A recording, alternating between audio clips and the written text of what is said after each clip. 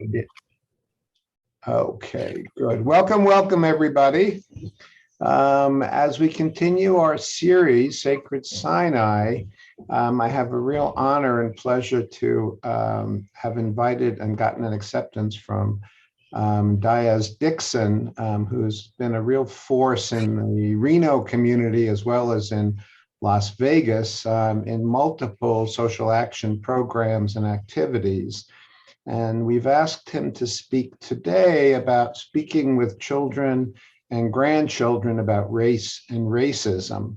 Whether you have children and grandchildren now or you don't, it doesn't really matter. If you're involved with people and families and children and anyone else, I think this will be a valuable program. Diaz has asked me to say, I hope the people want to ask questions afterwards. I hope we're going to have a dialogue. So keep your notes going. I know Chris and Laura are. They've got a pencil there to start keeping notes and ask questions. Diaz, I'll ask you for about a 1-minute summary of who you are and where you came from for any of the folks who didn't see the bios that have been presented. Thanks, Jeffrey. Thank you for having me here today. It's really an honor and a privilege to be here. My name is Diaz Dixon. I am I currently work for the Common Spirit Health National Foundation. I run the National Foundation, which is focusing on social justice and health equity. It's one of the largest hospital systems in the country. Many people know it by Dignity or CHI. They merged years ago to form Common Spirit. I was born and raised in Las Vegas, Nevada. I came up to good old Vegas. I came up to Reno in the late 80s to play basketball. I went to school. Graduated from the University of Nevada with a degree in social psychology and a minor in human development family studies. I later went off to the University of Iowa for grad school and received my master's degree in counseling. And then I came back and I have been in Reno ever since. I've run a number of nonprofit organizations. I ran a substance use treatment facility for women and children called Step 2 for about 14 years. I ran another program most recently, Eddie House, which was helping homeless youth get back into society, basically changing that program from a drop-in center to a 24-hour shelter. I worked in the past on President Bush's Cultural and Diversity Network, the New Freedom Initiative, focusing on cultural and diversity and different initiatives that were being noticed, recognized, and improved upon. And across the gamut, I've done a number of trainings. So I did a training most recently for the Washoe County Sheriff's Office, a diversity training, Sparks Police Department as well. This spring, I've got Reno Police Department coming up as well. My big focus is always to lead with love. There are no dumb questions. So this is going to be a great opportunity for us to walk through a couple of things and be able to talk. And you guys ask me questions. We're in a safe space here for us to be able to learn, grow, and change. We're not learning and growing and changing on a daily basis. We're not moving.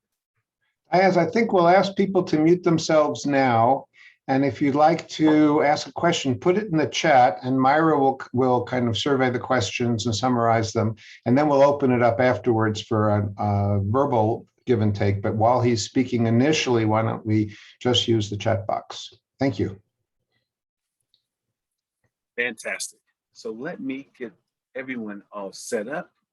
Can you guys see my, can you see my screen? Yes. Yes. Okay, so you can see my slide. It is up and running. Yes. Okay, very good. Good. So what I'll do, Jeffrey, do you want me to go ahead and get started? Are we okay? Yes, please. Okay.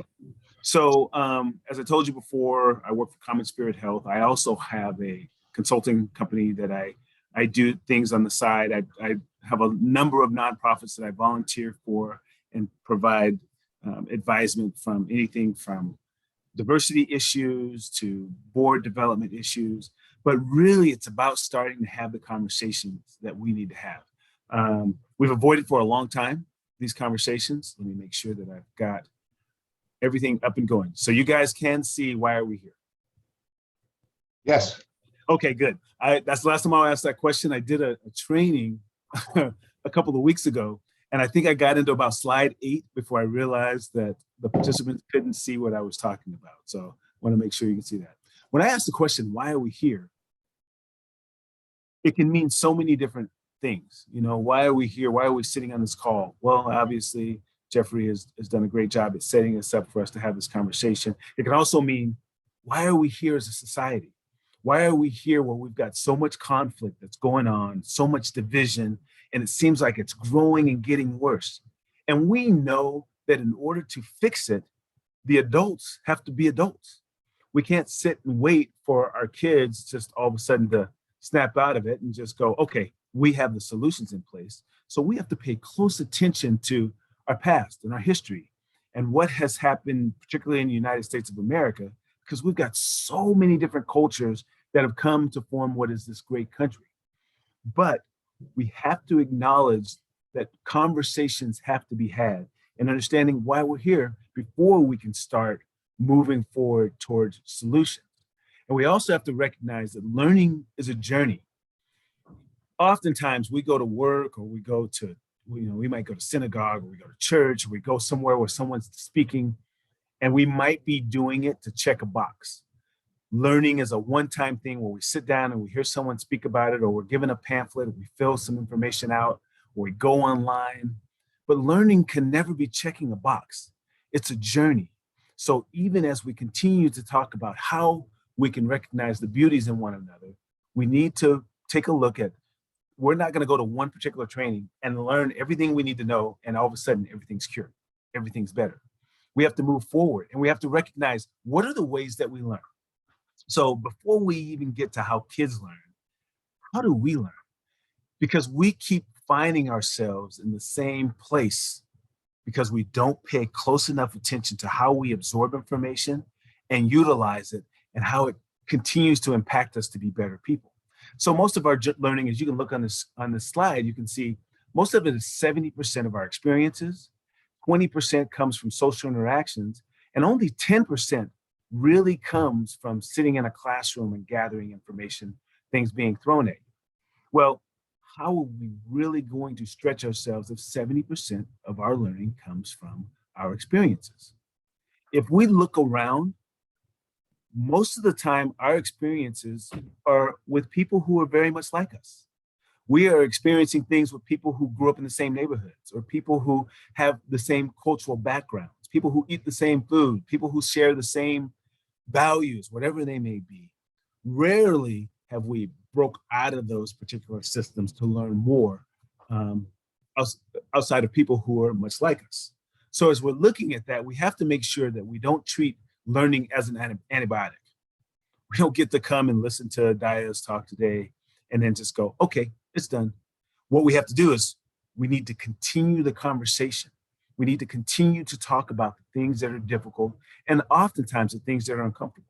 If you go to the gym, you don't walk in and go, oh, look, hey, there's the elliptical, or look over, oh, right there, there's a treadmill. Oh, there's weights.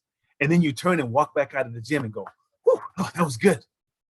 No, you go in and you're uncomfortable. You do things that don't necessarily feel good. You are sore. Sometimes you tear a little bit of a muscle. And then you go back and you do it over and over again until we're stronger. That is the same thing we have to do when we're approaching our own personal growth and the conversations that we're going to continue to have with our kids and our grandchildren and family members that are around us. We can't shy away from the things that are uncomfortable if we want to get things accomplished. So the first thing I'm going to say to you, before we can start looking at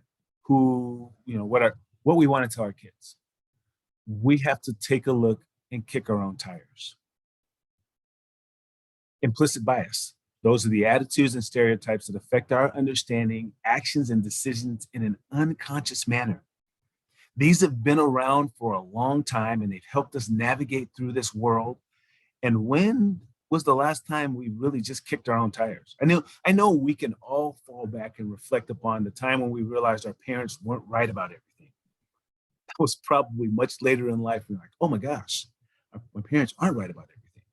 But the reality of it is, until we can kick our own tires and recognize what implicit biases cause us to have these different feelings and attitudes about other people, we're not going to really effectively be able to engage and teach positive things to our kids and doing it in a loving way. So we have to look and see that these things cause us to have feelings and attitudes about other people based upon characteristics such as race, weight, height, accent, gender, appearance, all of those things. And when was the last time you just stopped and said, okay, how do I really feel about these particular groups? How do I feel when I'm watching the news and I'm seeing something maybe that's not quite right? Does it move me? Does it not move me? And then if I recognize how I feel about those things, where did it come from? Because they develop over a course of lifetime of indirect and direct messages. We're all a product of our experiences and our environment. So I'll give you an example.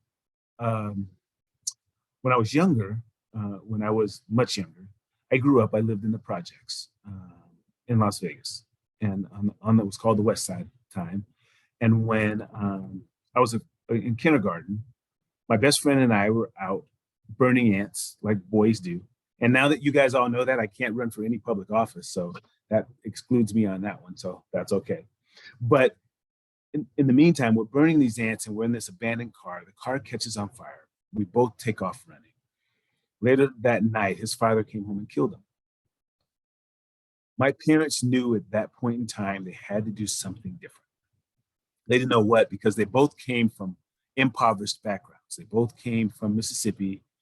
They met in Vegas, but they knew they had to do something different. So they saved up. By the time they saved up, 3 years later, we were able to pick up and move to a different part of Las Vegas, all the way, for those of you guys who are in Vegas, Charleston and Buffalo, which there was nothing but desert the rest of the way. But I went from being in an all-black school to now being in an all-white school. So there were probably 2 white kids in my school early on, and then the new school I moved to, I was one of 2 black kids.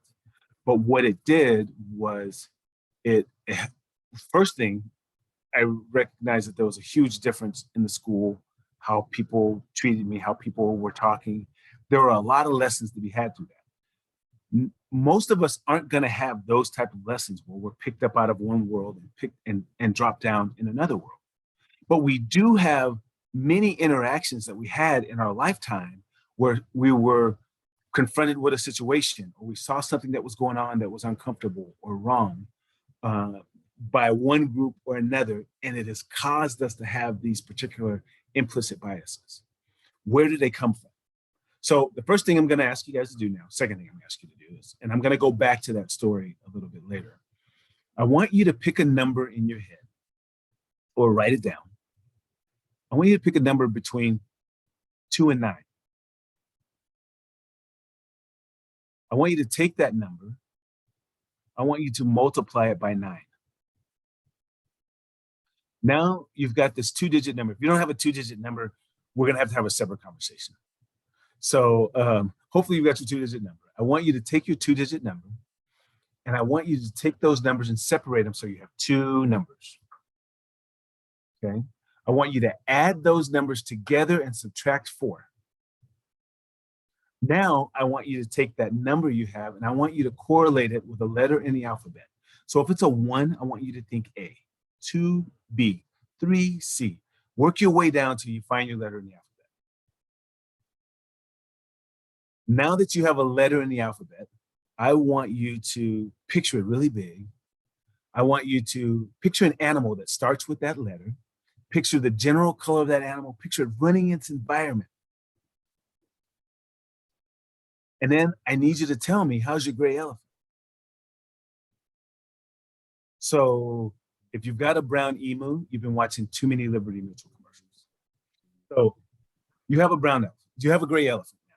So what happened there? I'm not David Blaine. I'm not David Copperfield. Basically, I gave you a set of instructions that took you down this road to see what I wanted you to see. Oftentimes, that's what happens with our own biases. We take in information, never paying attention to how we take it in or where it comes from. Sometimes we don't validate the information. And then the next thing you know, you're standing here, and Diaz is over here saying, I've got a gray elephant. Well, Jeffrey's over here going, I got a white stork. No, I got a gray elephant.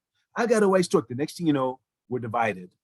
And we both are going to die on this hill saying what we have and never really backstepping and paying attention to how we came to believe what we believe. So that's just a challenge. And how many of you guys, by raising hands, had the elephant?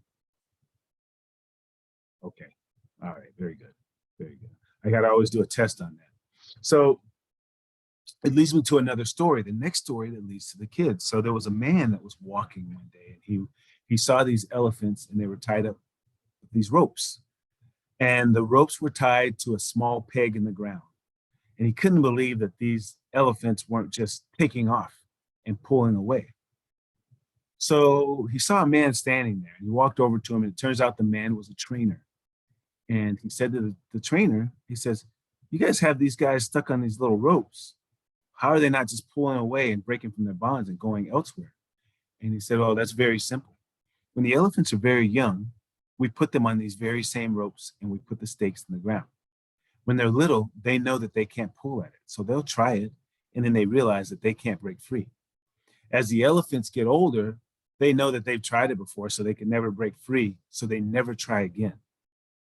We have to look at this very carefully, in the fact that oftentimes we maybe had failure early on in our lives in understanding other people, or we did not take the chance to pull away from those ropes and try to look at things differently.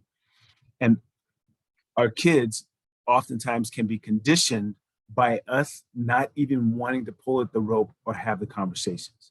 So it's so much more important for us to be able to lean in, have some conversation, and give them an opportunity for growth. Also give them an opportunity to have safe space to be able to have these conversations. When we don't have safe space to have the conversations, it becomes taboo. And when it becomes taboo and they get to the age of 13 through 17, and they know not to talk about it, they don't know how to bring it up.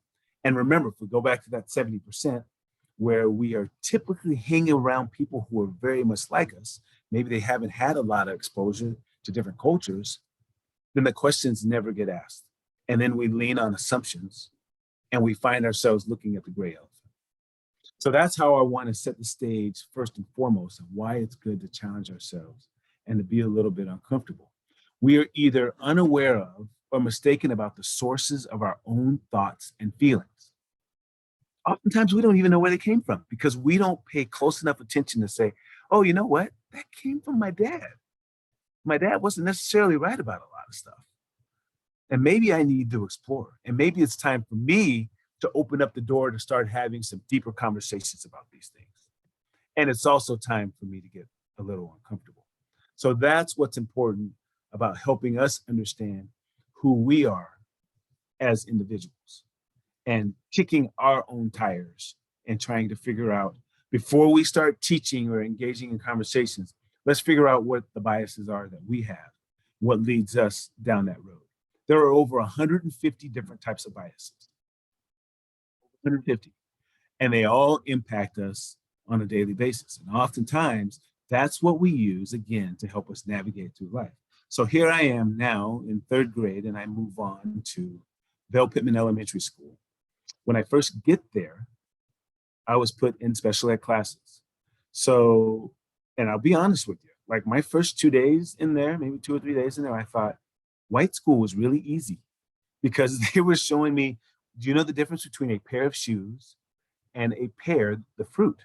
And I kind of was like, yeah. So I was getting everything right, feeling good about it. Well, the reality of it is would you say like Bell Pittman was racist? No. What was going on is our school systems are set up to gain their resources from real estate taxes in the surrounding neighborhoods. So obviously, if you've got Rex Bell Elementary School, which is surrounded by lower socioeconomic schools, they're going to have less resources than Bell Pittman, that's surrounded by nice homes. So at that point in time, and after about a week or so, I was pulled out and put into regular classes. But there's an example where there are some missed opportunities. Later on, as I moved up to high school, I went to Bonanza High School, and this was in 1984 that I went over to Bonanza. I started Bonanza High School. All the kids from my old neighborhood, Gerson Park, were bused to Bonanza High School. The majority of those kids spent 4 years in one hallway, all their classes, six rooms, basically, that they just bounced back and forth. those kids weren't going to break out and say, oh, I want to go and be in the main school, because they were comfortable in their group. They were comfortable being around their family. They were comfortable being around their friends and a lot of people who look like them. So Las Vegas or Clark County School District's intent was to integrate the schools and mix them all up and create diversity. But diversity is not enough. We can look on this screen right here and we've got diversity. Oftentimes, people who sit next to each other, they may look alike. We have diversity. It's not about diversity. We can get a diverse room no matter where we go. You get on a bus, you get on a plane, there's diversity all around us. It's about the inclusivity piece and the belonging piece. So when we're teaching our kids, we are grooming them to be able to belong in multiple places and also to open up their arms to be encompassing so that others who don't look like them or others who don't come from the same backgrounds from them can have a sense of belonging.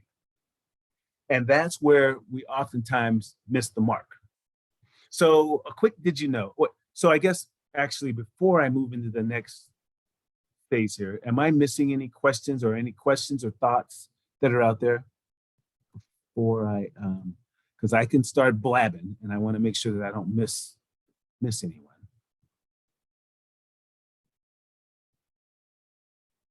Okay, so I'll move on to the next section here. So did you know that infants as young as 6 months can recognize skin color? And why that's really important for us to know is there's been many times, not many times, there's been quite a few times where I've been in a store, in the grocery store, and someone might have a little baby and the baby's just staring at me.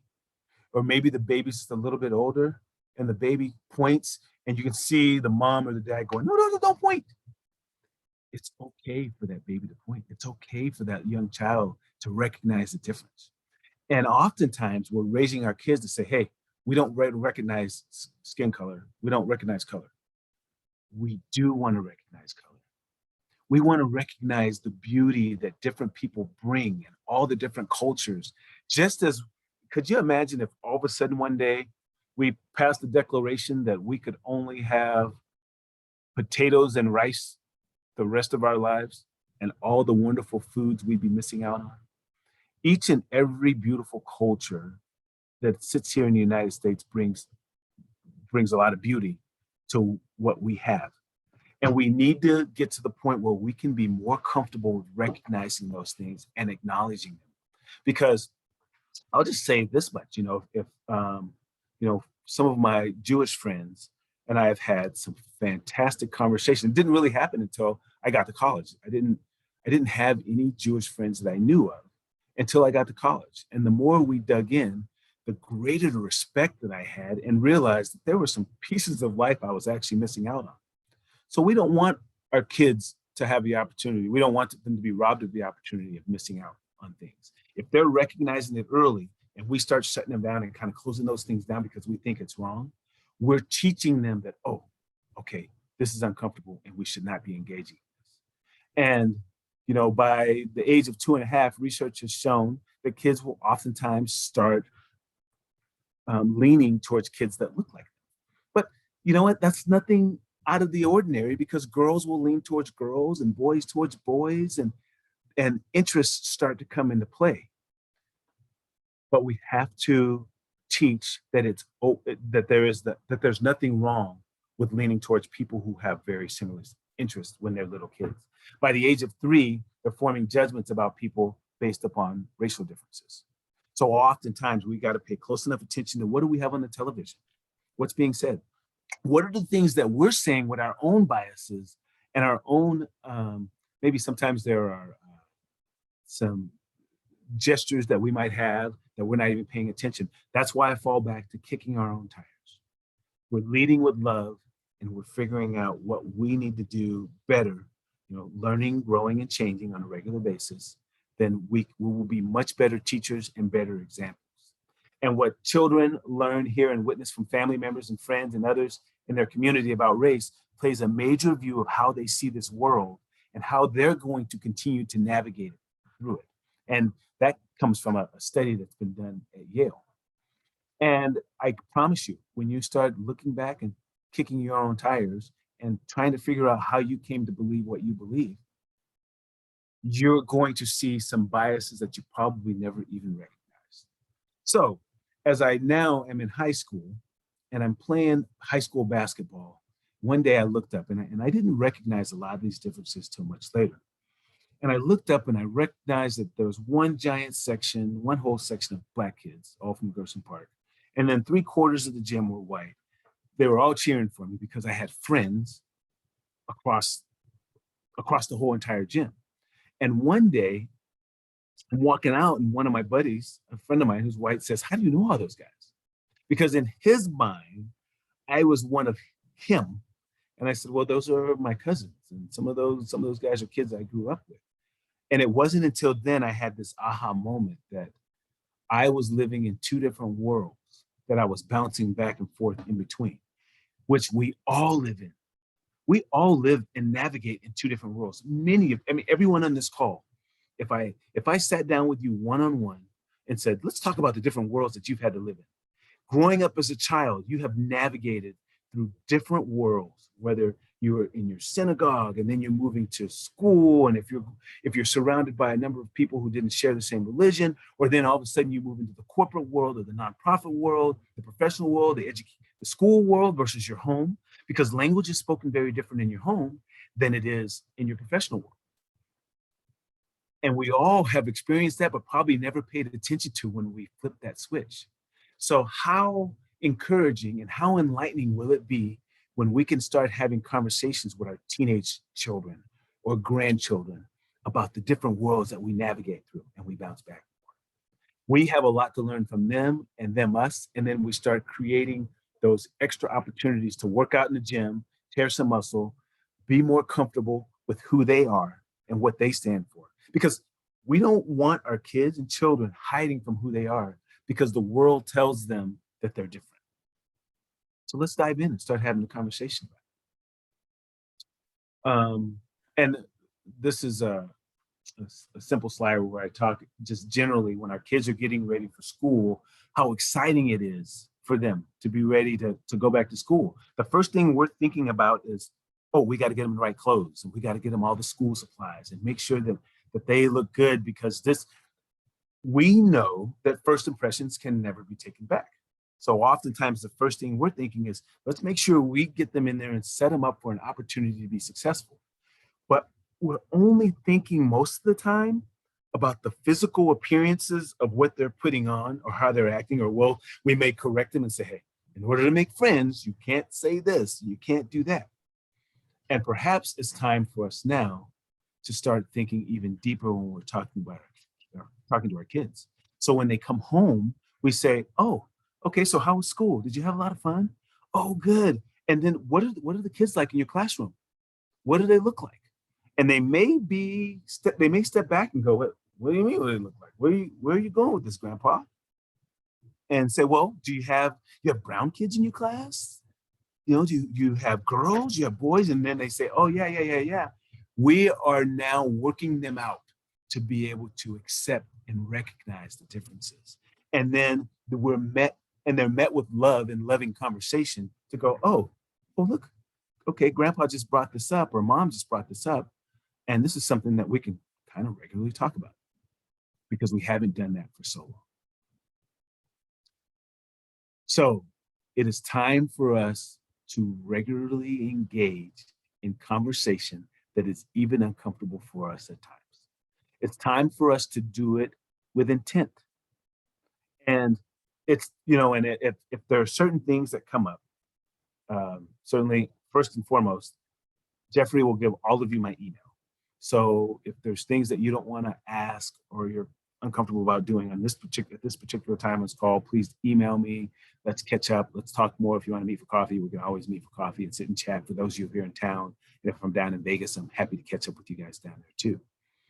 But there are, and there's a number of things that can come up, and I'll go over a couple of these questions as we move through. But right now, in this particular time, and I'm starting off with some of the older kids here, we're discussing race and systemic racism a lot. I had a conversation the other day with a friend who was talking to her son, and she asked me, she said, well, I'm white, and her son is biracial. And he came up to her and he said, why are white people mean to black people? And she asked me, she goes, how do I pretend in this particular situation that this doesn't really exist, but not go too far with it? And if the kids are watching and seeing what they're seeing on TV and they're seeing protests, this is a lot of what they're seeing. And it's really important for us to say that this happens. But we also need to recognize that there are a lot of white people that are really nice to black people too. And that there are bad apples. There are mean people that come in all colors, all shapes and all colors. And oftentimes that can be associated with power. That can be associated with people not being very comfortable with other groups, which is why you and I are going to continue to engage and talk about these things. Maybe engage is a big word. But the last thing we want to do is we want to shut kids down, even if they say something that seems pretty direct or pretty uncomfortable. So where we start with that is we ask the kid, how did they come up with that statement? Like, where did they learn that? And then they can start telling you where they saw it. Because the first thing we want to do oftentimes is jump in and start giving an answer. Let's understand the context first and foremost. Okay, so let's just say the kid's name is Timmy. Timmy, where'd you learn that? Where'd you get that from? And let's do it in a way that's not, let's make sure that we don't look too shocked when they do it, because we don't want them getting the impression that it's wrong. And that's going to give us a little bit more to work with. And then once they tell us where they came up with it, where they learned it from, we can ask them, well, what do you think about it? Because a lot of times when we talk to kids, they have set up their own narratives, and it starts to come out in play. It's really good to see how the kids are processing it in the discussion, and then it helps us understand how we're going to dive in and start framing it and having that conversation. When kids hear about race, and particularly if they're talking about white people being mean to black people, and I use that as an example because that seems to be the most prominent one that pops up on the news and the media and what people are talking about. We want to have more discussion so we can talk in context why that particular situation happened and what's the appropriate way to work through it. And those conversations with them are going to lead to greater conversations that get deeper and deeper. There are other things that are going on where preschoolers are asking about like color. How do I identify color? Because people will say, well, why do people call me black? Or why do people call that person black? Their skin's not black. Why do people call me white? My skin's not white, I'm peach. And those are regular conversations to have. So we can say, you know what, you're right. That is not your color. And how beautiful is your skin? And then start leading into that. And we can talk, well, what other skin colors do you notice? And then saying, we can start engaging, saying the world oftentimes just puts regular stamps on what color people are. And it's not always right. So that's a great place for us to be able to recognize that people come in different shades, different colors, but we also know that what's most important is the beautiful hearts that they have inside, no matter what they look like. And again, I know talking about a lot of these things that can seem very, very simple, but here's a question right here. True question by a 4-year-old who asked this question. A dad told me in one of my trainings, said, why are some police unfair to black people? And this is where we get to dig in on how old the child is, first and foremost. But a 4-year-old, oops, I went ahead a little fast there. A 4-year-old, let's make sure that we keep it in the context in which they can really understand it. And we can talk a little bit about the history and that there's been power shifts and that there are a lot of police officers that are really, really nice to black people as well. And a lot of police officers care about the color of someone's skin. But what has happened is historically, police have to go and take care of people in poor neighborhoods. And sometimes people in poorer neighborhoods have a tougher time. And then that's where the 4-year-old might say, well, why do they have a tougher time? You start explaining someone who lives far away, whatever it may be, but putting it in context, not going too deep. Obviously, you don't want your 4-year-old going to all of a sudden showing up at Blue Kangaroo daycare and starting a, a revolt, but enough to inspire a conversation that this continues on when they're 6 and when they're 8 and when they're 14, that they can understand it and getting to the point where they're just comfortable with it and understanding it. And then giving them an opportunity to perhaps meet a police officer. The last thing we want to do is put a stamp in their mind that now when they see the police, they're going to be mean, because we have these generalizations and stereotypes that start to form, because then even the 4-year-old white kid will look and go, oh no, that's the police. What if they're going to be mean to me? And so really continuing to foster in a loving way, in a loving manner. The internet, social media, as well as the media, doesn't do us a lot of favors in the things that are highlighted, because they want to show what sells. It doesn't necessarily mean these things are untrue, but we just have to be very intentional in the education pieces that we're doing with our kids. So, one of the questions that has come up with an 8-year-old, why are people saying Black Lives Matter instead of All Lives Matter? Asked by a teenage Black kid, 8-year-old, who's biracial. And so this conversation comes up in just about every training I do, because people have camps have divided over, oh my gosh, Black Lives Matter, and well, Blue Lives Matter, and then what about Red Lives Matter? And the next thing you know, people are just digging their heels in. And here's what I tell people, and here's what I would tell a kid. We'll say, Black Lives Matter. No more, no less, but they matter. And we have to be very careful about organizations, when people start forming organizations and setting all kinds of rules and boundaries, because that may drift away from just a simple saying. And I will tell, like I told some middle schoolers, so in the 80s, the bald eagle was struggling. The bald eagle was an endangered species. Its eggs were being cracked because of DDT in the eggs, and they were dying. And we needed to figure out how we could help the bald eagle. No one came up and said, well, what about the red-tailed hawk? What about the golden eagle? Well, what about the canary? No one said any of that, because it wasn't the red-tailed hawk that was having difficulty. So everyone rallied together, figured it out. We helped the bald eagle. 17 years later, the peregrine falcon started having the same problem. We already had the solutions in place. So we took all those solutions we used with the bald eagle and we put them in place, and we were able to help save the peregrine falcon. So we need to make sure that we're doing things that are always helpful and moving forward, and we don't want to focus on things that are mean or tearing down from others. And then sometimes if someone says, well, Black Lives Matter, you might have to ask them, well, what does that mean? What does that mean to you? Because someone says Black Lives Matter, it might mean something very different to someone else. And it may shed on additional life. And it doesn't mean that other people don't matter, because of course everyone matters. But we want to pay attention to people who might be struggling, or people who might need a little extra help in that particular given moment. So when we're talking about some of these things that people are, sorry, I didn't actually mean to put this slide on, it's just so wordy. But we always want to explain to kids power. And what does power do? How does power come into play? Power oftentimes gives us the ability to be meaner or unjust.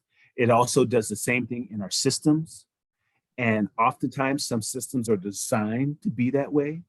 And if we can break it down in a power understanding, so you know what, when your big sister comes in and she just takes your bowl of cereal or takes your ice cream, and she shouldn't do that, she's exercising her power. And if you were bigger, you would not let her do that, right?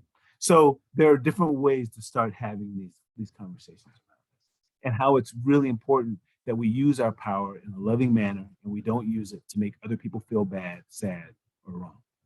The other thing that we really need to talk to our kids about is fitting in. So what's the difference? So I'll ask you right now to think for a second. what is the difference between fitting in and belonging? This is something we've all had to do at some point in our lives. And fitting in and belonging are two different things. And we want our kids to know it's important to understand what belonging means for themselves and how to help other people feel like they actually belong. Another word he would hear. So when we're looking at this, the messages that young people get about fitting in focuses on a certain look or a certain way, or how they should act or how they should talk, how to be cool, to be a part of the popular group. And it's really, really confusing because everyone wants to belong. All the kids want to belong. We are tribal by nature. And oftentimes, the reason why that 70% of learning goes back to groups that are like us, because we quickly fit in with those that are similar to us and we feel like we belong. Therefore, we want to do more with them because we get to be who we are. We get to truly be who we are. Where the person who's trying to fit in is trying to be everything in the group around them without being ridiculed or without feeling less than. So then when they leave, they've been holding their breath this whole time, like, oh, I made it through. Versus when you belong, it's a part of healthy human development. You get to just step in the room and you get to be you. And that's why we want people who don't even look like us to be around us, to be themselves. It's important because we've got a greater group when we can do that. So another big part of it too, and this is mainly talking to older kids, but understanding the difference between assimilation and acculturation. When everyone is asking you just to become like the majority versus having the balance with acculturation and being able to be with a ton of other people. And how beautiful is it when we get to be ourselves and have our culture and not have to hide anything and have a mutual respect and love and understand that our differences are what make us better. And I truly believe that younger kids and younger generations look at race differently than our older generations. I do. So I do believe that there are going to be a number of things that are much better and easier for them. We just get to continue to help facilitate that and make it better. So this is some stuff taken from Dr. Brene Brown. And it's important that belonging is being somewhere you want to be and they want you. Fitting in is somewhere you really want to be, but they don't care one way or the other. And so asking our kids, when you're there at school, or your grandkids, or when you're there with that particular group, do you really want to be there? And what are the reasons you want to be there? And what about everyone else? Does everyone else want to be there? Are there other people that look different that really want to be there? And that can start some really great conversation. It's amazing how much will really come out of that because they start paying close attention to the differences and realizing how they can continue to start pulling people in. We all have a very important role in understanding the differences between fitting in and belonging. So we know that there's a shortage of empathy in this world, and this is where we get to start as we're continuing to kick our tires and we're teaching our kids and grandkids to teach their tires as well. And this continues to shift. So remember why talking about all these things, race and racism, and understanding what is racism. These conversations can start very early. We don't have to sit there and wait till we think they can comprehend because we know they're picking up on these things very early. And then we should start purchasing all-inclusive, like inclusive books, diverse books that have people that look differently in them. So when I was a kid growing up, it was rare that I could turn on the TV and see someone who looked like me. Unless it was Sanford and Son or the Jeffersons, there just weren't people who looked like me. So I didn't think it was even possible. It was never part of my dream to be on TV, to be an actor, because there were no pathways illuminating that pathway to it. Those things are shifting, and we get to take the power to be able to show our kids all the beauties that we have with all the various cultures. This is a list of different books that are available. And I'm sorry if the font's small, guys. and I'll be able to, I can send this to you so you can have it. I can send it to Jeffrey so he can get it out to you. But these are some really, really good books to talk to your kids about, from infants all the way down to preteens and teens. I'm reading a book right now that I think is absolutely fantastic. And it is, I don't know if you guys can see this. You probably can't see it. The screen gets crazy. But the name of this book is The Sum of Us. And it is What Racism Costs Everyone and How We Can Prosper Together. And it's written by Heather McGee. And I am only a third of the way through it, but it's pretty good. It's actually not pretty good. It's pretty fantastic. I'm thoroughly enjoying it. Okay, so let's get back to so I want you to remember when we're talking about diversity. So if kids start asking, diversity is defined by all the different characteristics that we have that can separate us. Remember, I don't think diversity is the big issue. We have diversity no matter what and where we go. You go to the mall, you go to the grocery store, there's diversity all around. A common misconception about it is that it only pertains to certain groups when the opposite is true. I taught a class the other day where a young white girl said, well, I don't have any culture. I said, no. We all have culture. We all have culture. We have different components of it. And then let's pay attention to the schemata that we have as we're taking in information and how we categorize people. And I've got a picture here next. Remember that those preconceived notions that we have are the locks on the doors to wisdom.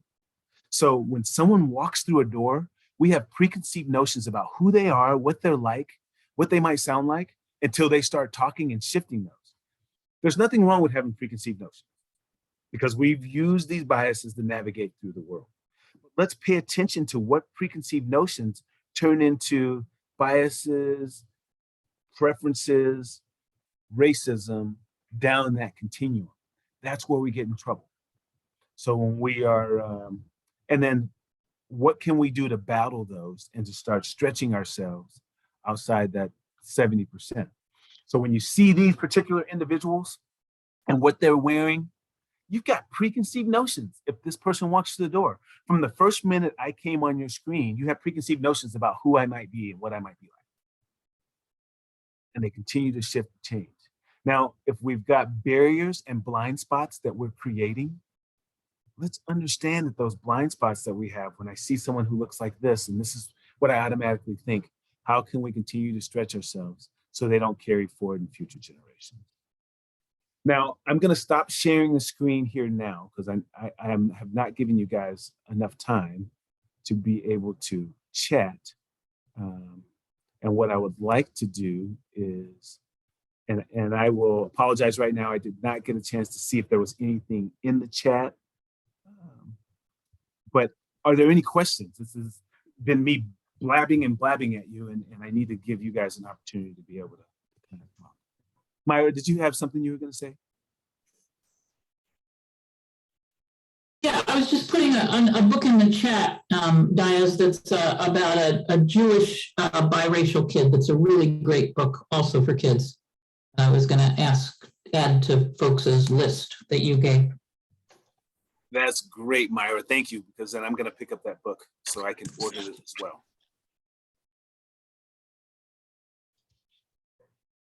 Oh, I like her last name. I'm sure she pronounces it I was differently. going to say, it's a relative of yours. Yeah.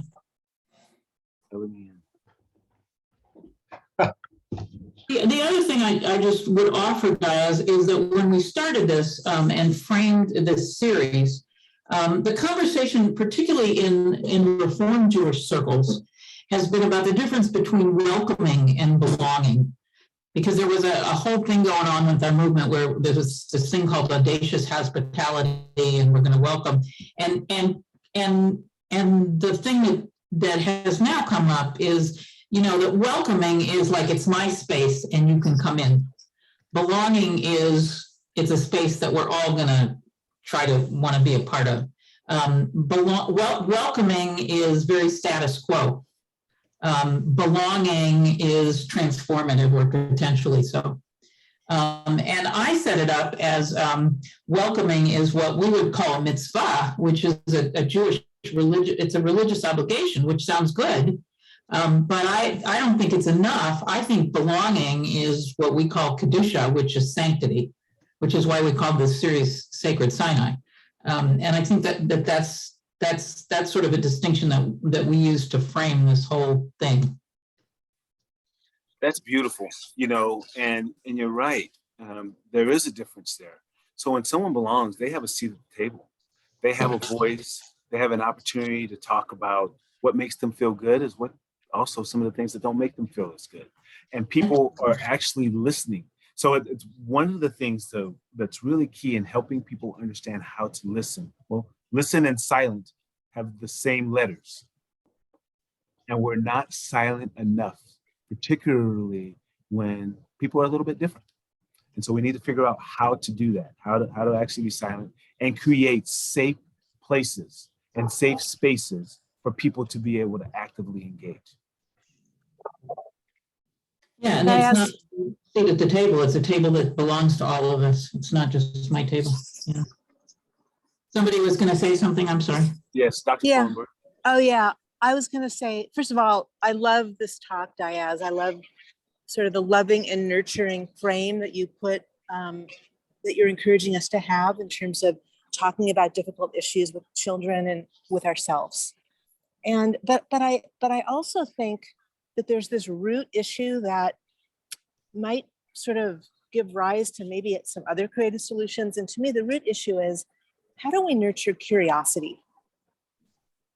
And I actually heard about a study where they had like two groups of children, like children that were traumatized and had been oppressed and hurt, and then children that were raised in a pretty loving and nurturing environment. And the kids were like in a doctor's waiting room or some kind of waiting room. And they were given the choice of, you can play with any toy you want. So here's a toy that's just like the one you have at home. And then here's some other toys. Which one do you want to play with? And the traumatized, sort of oppressed kids will always pick the toy that they're used to playing with. And the kids that come from secure backgrounds, they'll branch out and they'll try a different toy. And I feel like the questions that you explain to us that children ask are just the most beautiful questions that just let me know that their sense of curiosity is completely intact, that they can say, hey, I'm curious about this, or why did that person say that, or what does this mean, or this makes me upset, or something like that. And then presumably there's a nurturing adult that can guide the conversation in the ways that you said. But then I think about those people that are, if spaghetti is what they like, then they will never try a taco, or there's those kids that will try anything. I don't know, to me, it just, how do we help our children play with a toy that they're not familiar with and ask a question that they don't know the answer to? And it's about these issues of race, but it's about so much more. It is. And yeah, but I love your talk. Just thank you so much. Yeah. Oh, thanks, Doc. In order to get them to start playing with the toys that they're not accustomed to, we have to play with the toys we're not accustomed to. We have to do the things that are outside our normal traditions and how we are, who are we having over for dinner? Who are we choosing to engage with? Where are the places that we're going? And it's greater exposure to things outside of our own toy box. And that's why we got to make sure that we kick our own tires. It's a wonderful illustration. There's a, and I do remember that story. There's an actual video out there that shows these kids coming in with an opportunity to pick up toys and pick up different baby dolls. And I make sure that my kids, when they were younger, but my granddaughter, she's got all types of baby dolls. So that's the start, and that's the foundation for them to be able to have. And we're opening doors for them. I also noticed that, okay, Laura, go ahead. I'm sorry. So this isn't exactly a question. Thank you very much. I loved your speech we loved too. your talk. It was great. So we have grandchildren. They're two little girls. They're 8 and 5, and they go to a school in the Bay Area San Jose. which is so diverse. It's just like a miracle. I mean, it's about 20% of every race. So Awesome. the white they are obviously they're white. Well, not obviously, but they're white. But they're like 4 white kids and 5 Mexican kids and 3 black kids, and then India, China. Right. So now for 2 years they've been home. And so we have been there and brought them to school like before COVID, and Right. we just thought, wow, this is like amazing. Yeah, we loved it. And then they were home for 2 years, and the littler one had never really been to school. Well, the other thing about them is that they're surrounded by Mexican culture because our son teaches in a bilingual, well, it's a school for Mexican kids. So they went to preschool they were the only white children. So at any rate, the littler one hadn't been in any kind of daycare or school for 2 years. And she came home from this pre-kindergarten, and her mom said, how was it? And she said, well, it was great. And I have a new friend. And our great daughter-in-law said, well, what can you tell me about your new friend? And the first she says, well, her skin is brown. And then she started telling some other stuff. So our daughter-in-law was saying, well, I thought this was great, but I was thinking to myself, well, do I say, like, basically, I didn't say anything. It's so great that she's not noticing, and that she's happy to say, yeah, her skin's brown. And we were all brought up, like, as you said, don't ever mention anyone's skin color because it's not nice. And she was saying, well, this is great, but maybe I should just leave it like this and not say anything because it's so great that she's so open to this. And anyway, she brought that up. You're right, Laura. That is a great thing, because what she's doing is she's seeing that, well, she's brown. That way, if you come to school and you're going to know which one's my friend. That way, just as if she had long red hair, she's like, oh, exactly.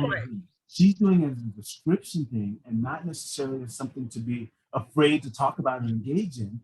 And for us, that's when we got to go, oh my gosh, she sounds like she has really pretty skin.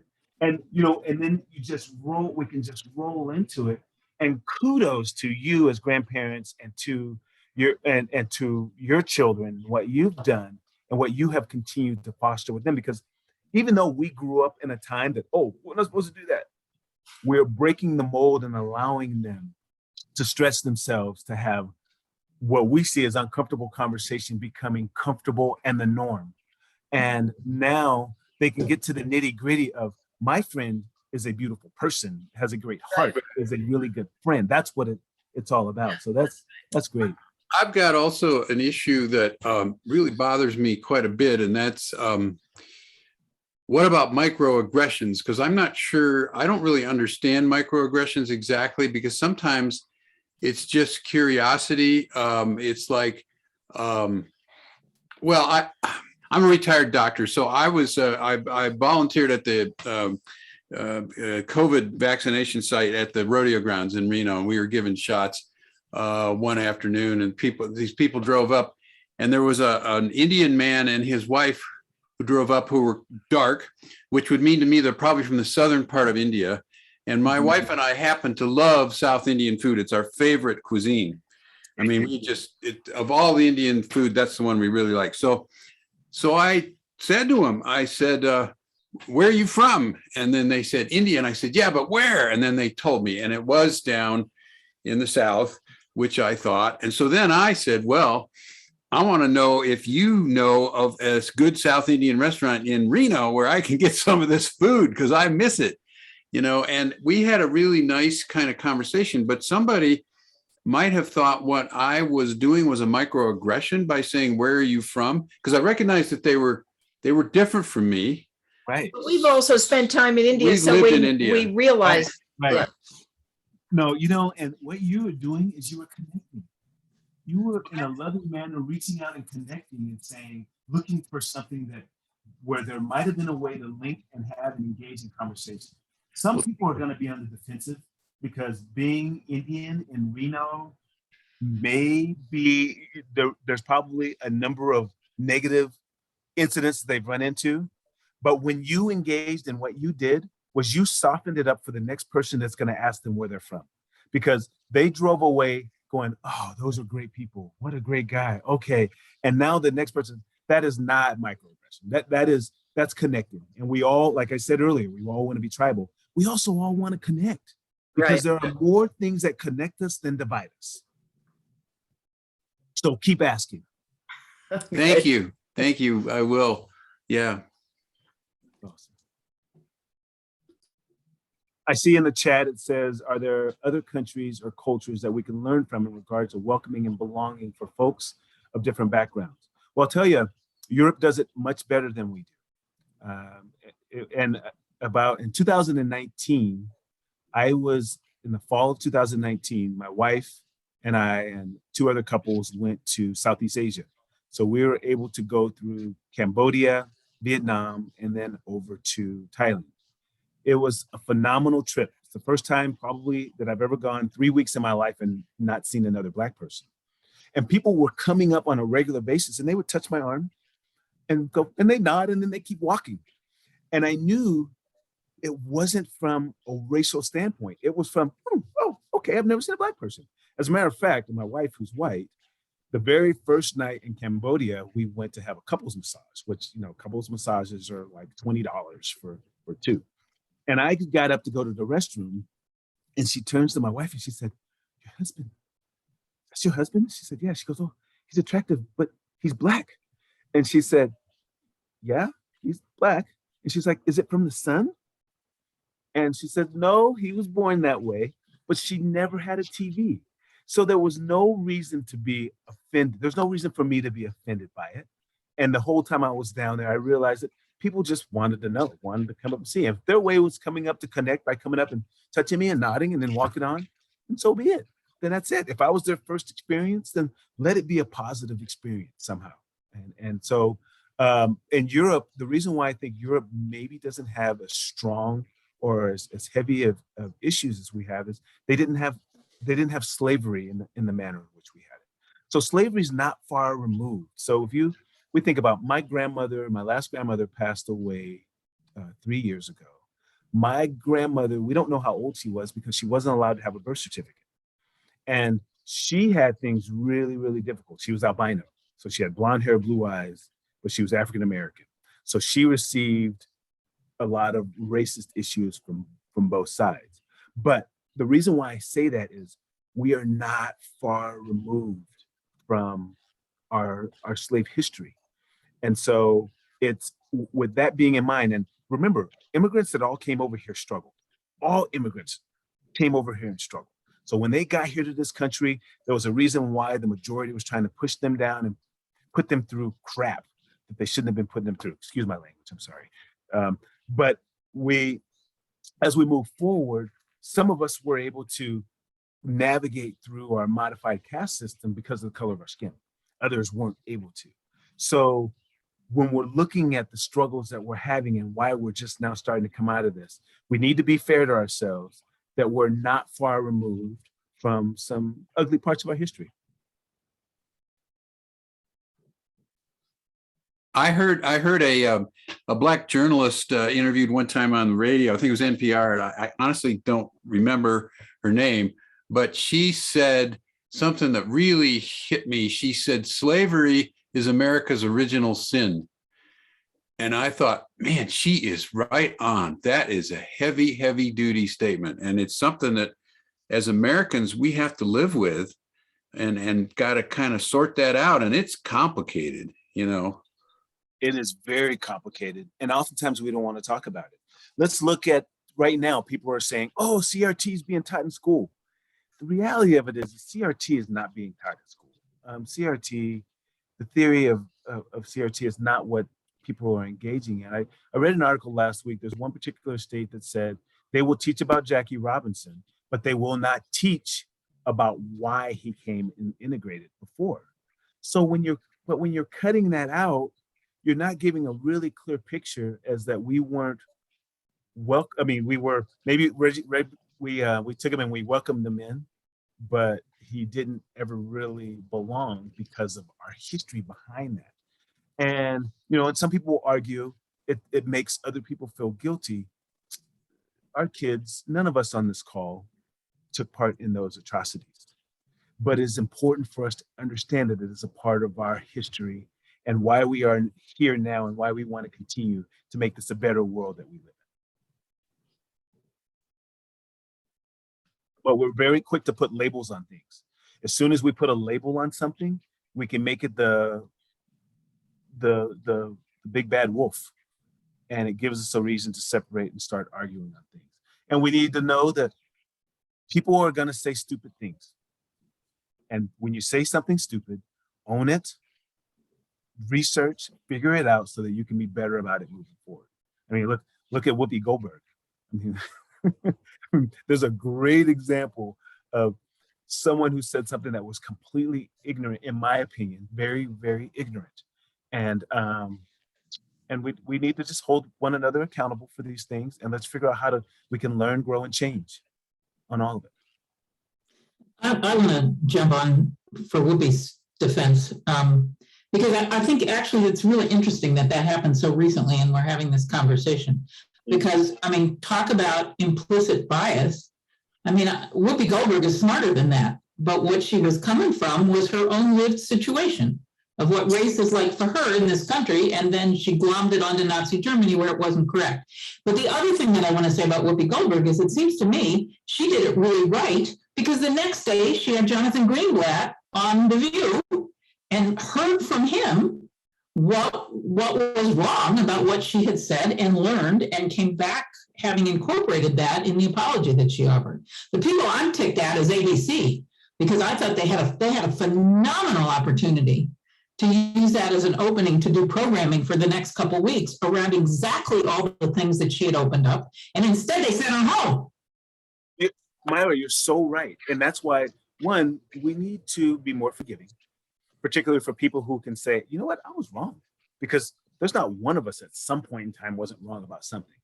And we are going to make mistakes, but we can't be afraid of making mistakes. We're going to be uncomfortable. We can't be afraid of being uncomfortable. We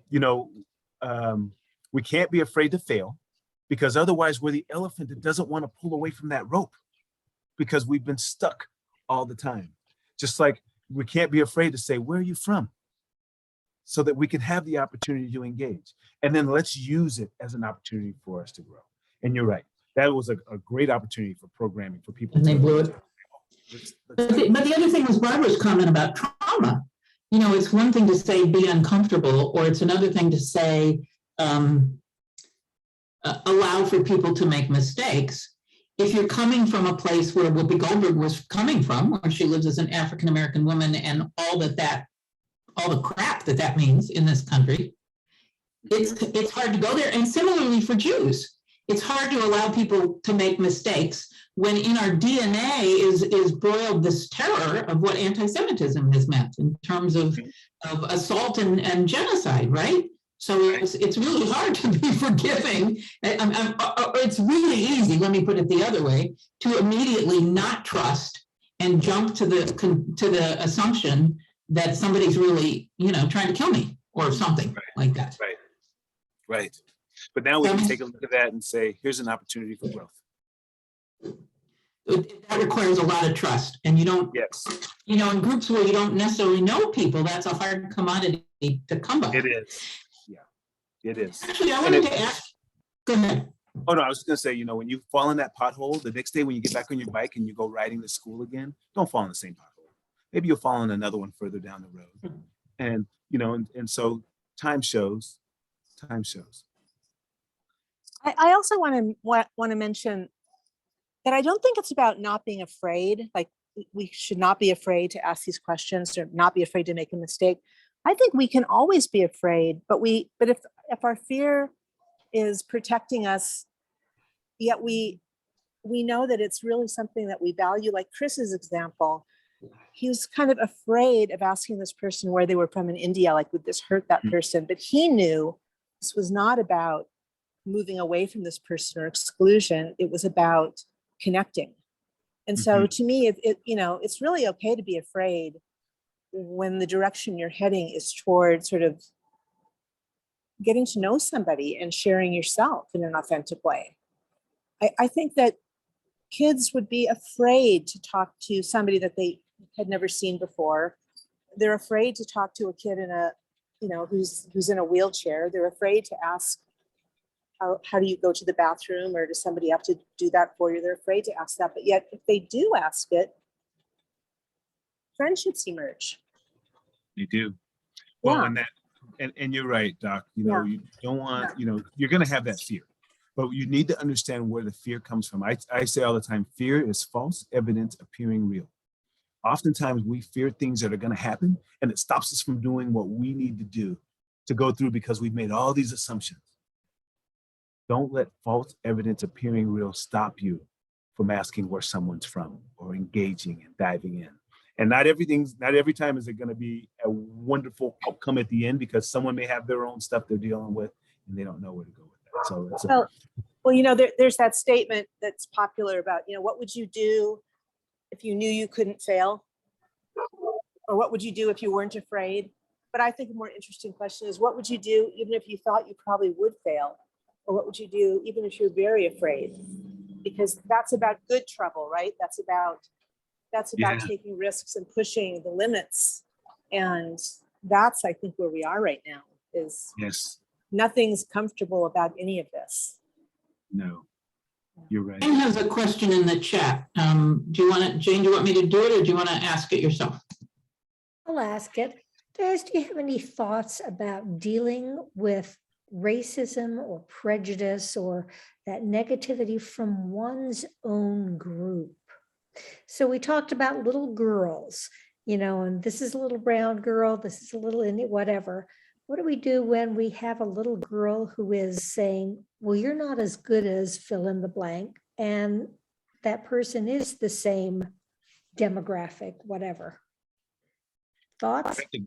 That's a great question, Jane. And so it's different for every level. So for every age group. So first I'll say is, we oftentimes will see racism in our own groups with older people that are our age. And we have to not be afraid to call them to the carpet. We have to be afraid to not be bold and say, hey, that's not okay. You know, and here are the reasons why. I understand why it's not okay. I'll give you an example. I was at my next door neighbor's house, and he was having a get together with a ton of people I didn't know. And someone turned and said, hey, I got a funny one here. He goes, hey, I don't want you to be offended, but this guy, and I stopped him and I said, I'm already offended. And he looked and I said, you're getting ready to tell a joke and you have to set it up to me like you don't be offended. And everyone's looking around like with their mouth open. And I said, so we can go on and not tell the joke and we can have a good time, or I can get up and leave the party and you guys can carry on. Now, I would like to think that that had a lasting impression on everyone that was in the room. So stopping that potential racist moment was giving me an opportunity to have a voice that maybe they'll remember, like, oh my gosh, maybe I'll never tell that joke again, or I'll be very careful, or I'll think about it and sinks in. We all have the opportunity to be allies. And it doesn't have to be just Diaz Dixon stopping the joke, because the joke when it's stopped by someone who doesn't look like me, it has even more power. It has, because people might be sitting in their comfortable group and they think they can say this, and then they're hearing it from someone who looks like them that says that's not okay. That's even more powerful. So that's from that group. And I think if we're talking about kids, and if there's a kid that's starting to engage and say that someone's not worth, that's where we get the opportunity to say, okay, why are you saying you think Sarah's not as valuable as you are? Where are you getting that from? And let's get to the root and see where it's coming from. And it might be, well, that's what they say at school. Or my daddy says, blah, blah, blah. And then we can take the right course of action. If this is a family member of yours, then of course you've got more power to engage and say, well, no, honey, here's what you got to understand. And then going into the conversation, and then taking that conversation and going back to the parents and saying, hey, you just need to know, I don't want her to be in trouble, but this is what she said. And here's the conversation I had with her. And now there's no, secretive conversations that are being had with the kid. And then it gives the parents, and if they're not your kid, if they're your grandkids or your niece or nephew, gives the parents an opportunity to say, okay, this is something we need to be conscious of and kicking our own tires. And how can we gain more opportunities to have conversations like this? I'm not sure if that answered your question clearly, Jane.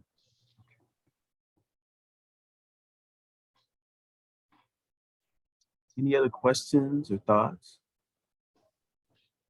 Well, Yeah, go ahead. Um, Go ahead, Amy.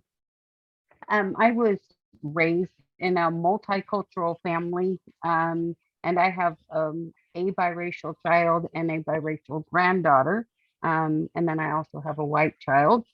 And so race has always been the conversation in my house. It's always been very comfortable for us to talk about our differences and celebrate those things that make us unique and different. And it surprises me how enlightened my 11-year-old granddaughter is about her differences and what makes her special. And I think part of that is just by embracing the fact that she's different. She also has a disability, but that never comes up, and neither does the race conversation come up. When she's in middle school, God help us all. So she comes home and says there was a fight and there was this and there was that. And, it's like, and, what role are you playing? What are you doing? And she's like, I have no part of it. I'm not willing. And so I think that what we're seeing is our children are much more willing to step into those conversations and be enlightened, and our grandchildren even more than that.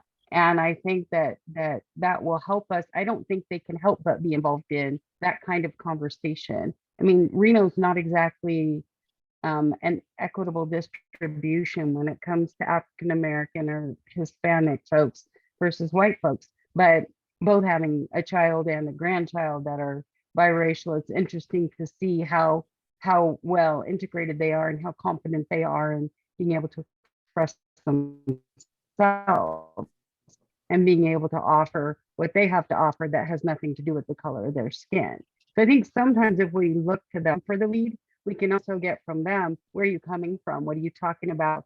And what is it that they have a value? I think they're probably mirroring what they see around them, whether it's our family or whether it's people in school. But I think that the conversations about race have been coming up with all the racial and inequality in the Black Lives Matter movement. And I think it's a conversation that isn't as awkward as we were discussing before, because I think they are used to talking about it now. They're more comfortable with what their opinions are and where they fit in the scheme of things. So I look to her sometimes for her lead. How do you feel about that? What do your friends say about that? So I think it's nice to know that they're more willing. Yeah, and we can learn from them. So Yes, that's absolutely. fantastic, and great job, Amy. Great job. Well, you and I have known each other a long time, Diaz. I know that we've walked similar paths in the world, especially around Reno. And so it was a pleasure to listen to you today. It's been fabulous. Not that I'm shocked or surprised by any step, but thank you. Oh, well, Hey. thank you. You know, it's a blessing that you guys have given me the opportunity to come in and chat with you. I'm sorry, I cut you off, Jeffrey. As I was going to say, if our granddaughter goes to a kindergarten or is in a kindergarten that's 99% white, is there anything special we should do or her school should do if she's not exposed? I was raised in that sort of a community and hadn't seen Spanish people, Black people, and Asian people until I went to college and even in medical school afterwards. Any comments about being proactive for kids who are in that situation? Well, I think that's what's really good, to read the books and to have different types of toys and dolls that they would like to play with. That and early on, it's not like you have to point it out. You just put it in front of them and give them an opportunity to have it. And reading those books about the different cultures to them, and getting them an opportunity to see some of the shows that have really diversity infused in them, so they're getting that exposure at the same time. So that it's not a shock by the time they get to high school or they get to college.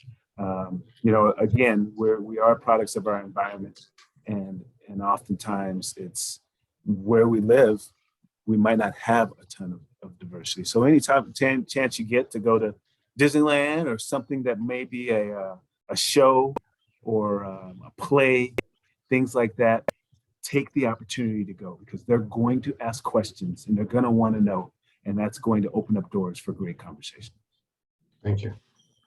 I was going to ask something similar, but with a kind of a caveat around it. It seems to me, I really appreciate your answer about books and dolls and things, because and the thrust of your presentation about being willing to feel uncomfortable. And in fact, I think we ought to make it a practice of putting ourselves into places that make us uncomfortable. But with the pandemic, I feel so I feel so throttled in trying to do things like that. I mean, because my answer to Jeff would have been, yeah, okay, there's not that much diversity in Reno, but there is a Juneteenth celebration. Take her to that. There are opportunities, except that there aren't now. At the beginning of the pandemic, I was preaching it, and it was right when the Black Lives Matter, and I had this thing about what we all could do, and one of them was forget the theology, go visit Black churches on Sunday. But that doesn't make any sense now because they're all online. So, that doesn't work. So I'm really frustrated, and I was wondering if people have creative, you just gave a couple, but creative ideas, not just for the kids, but for ourselves, when the experiential interaction is so limited right now. It's crazy making.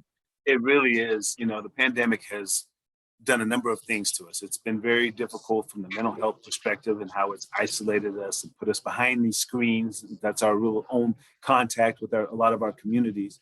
It's also has shown the great divide in the number of disparities for people who are lower socioeconomic programs or lower socioeconomic living communities, as well as a lot of people of color.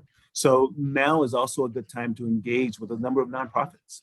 So nonprofits that are in your area, you can call and ask them, well, what are your demographics? What do you got going on? And what are ways that we can volunteer or bring by and drop off some things for them? That's another opportunity to have some touch.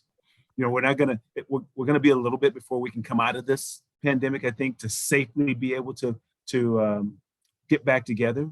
But maybe we need to start writing these things down and how we're feeling, where we sit now, and make it as a goal that as we can start coming back together again, these are the things we're going to do. So we don't fall back into where we were 3 years ago or 6 years ago.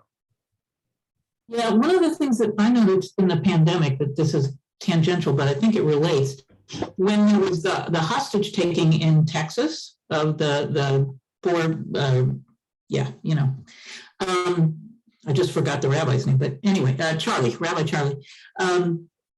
In times past, both my Facebook feed and my phones and my emails would have been flooded with concern from interfaith friends and colleagues.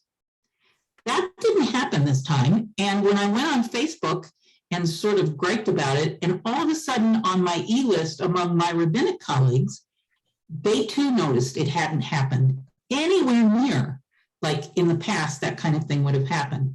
And all I can figure is that we've become in some ways, well, for one thing, we're all exhausted and traumatized and just weary from the pandemic. And then the other thing is we don't have the same, these are people I knew really well, but I haven't seen most of them in 2 or 3 years. So, we haven't been out there working together and knowing each other. And it just made me all the more realize how those human interactions matter. And it makes me really fearful in terms of what some of the outcomes from aside from all the disparities and stuff that we've seen, there are disparities that are magnified because we literally have not been with each other. Yeah, we're more disconnected than ever. Yeah, it's very nice seeing you through the screen, but it ain't the same thing. Right. Any last question? And then Myra needs a moment to tell us about next month's program. Anybody have one more comment or question? I thought this was a terrific session. Thank you so much, Diaz, and thank you all for participating. And we have this on tape, so if you want to listen again or let others listen, I'll send you the link again, but it'll be on the Temple Sinai YouTube website, so you can take advantage. Diaz, thank you so much. You're now part of our community, officially. Thank you. That is a total and complete blessing. So I appreciate you guys taking the time out and letting me into your homes and letting me have conversation with you about this. So this is not just for you. I've grown in this, and it's a beautiful thing. So listen to what you're going to learn about next month on our program. Myra, you want to talk about it? Yeah, but Jane Grossman, did I see a hand or was that inadvertent? Oh, he's clapping, yes. For all of us, we clap. Diaz, this was fabulous. Thank you so much. We actually have our next two in the planning stages, but next month a little more than the one after, and I'll be getting out information. I don't have all the details, but next month, one of our members, Dr. Deborah Ochtenberg, is going to talk about North African French Jewry. She's done a whole lot of work with the music and the history, and I thought of you, Laura. And Chris, that's their daughter-in-law's heritage. So I don't know. She's right now trying to get it narrowed down enough for me that I can get out the information, because she's just got a world of all kinds of stuff, from cooking to music to history to you name it. So that's next month, the first Sunday, whatever that is in March. I don't have the calendar right in front of me. And the one in April is going to be a woman who is a national expert, has been doing it for decades, on ableism, disability and mental health issues, particularly within the Jewish community. But she's also, interestingly enough, recently done some inclusion and diversity work on her own. And even after decades of doing the work on disabilities and mental health, has now a much broader sense of the isms and how they all kind of work into each other and connect and feed into each other. So I think that will be real interesting as well. So the first Sunday in March, North African Jewry, French Jewry, and the first Sunday in April, ableism, disability, mental health issues at writ large, but particularly within the Jewish community. So please be with us next month and the month after, and tell your friends and family to join us. Again, Diaz, thank you so much. This was terrific. Be well, everybody. Thanks, everybody. Bye-bye. Bye. Have a good rest of the day.